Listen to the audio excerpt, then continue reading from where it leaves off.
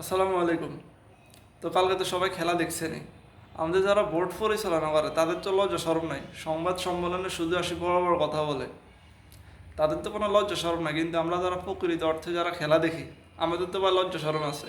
আমাদের যে ক্রিকেটাররা গেছে যুক্তরাষ্ট্রে খেলতে, তাদেরকে ভাই দেশে নিয়ে আসেন, তারা আবার পুনরায় শুরু করুক সব কিছু। বিশ্বকাপ খেলার কোনো দরকার নাই, বিশ্বকাপ প্রস্তুতি আমরা দেখে ফেলছি।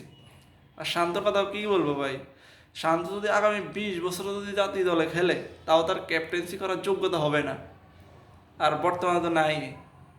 সুতরাং শান্তরা যত দ্রুত সম্ভব ক্যাপ্টেন্সি থেকে সরান।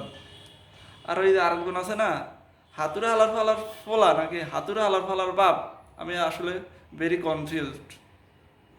সৌম্য সরকার এত বেশি সুযোগ কি করলো দিন শেষে, কি করে লিটন দাস, কি করে দিন শেষে?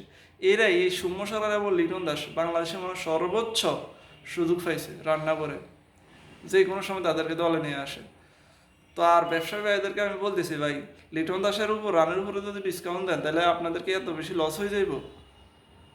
1 রান 2 রান 12 রান 13 রান 10 রানের উপরে তো গেছে খুব কমই। আপনাদের কি খুব লস হয়ে যেত?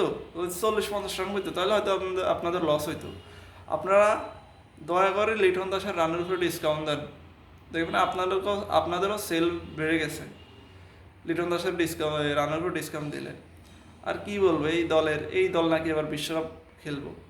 তো বিশ্বকাপের প্রস্তুতি সবাই দেখছেই, বিশ্বকাপে কি খেলবো সবাই বুঝে গেছে। তাদেরকে দ্রুত দেশে আনা হোক, তারা আবার পুনরায় শুরু করুক, পুনরায় আর মিরপুরে 2-4টা আরও সিরিজ আয়োজন করুক।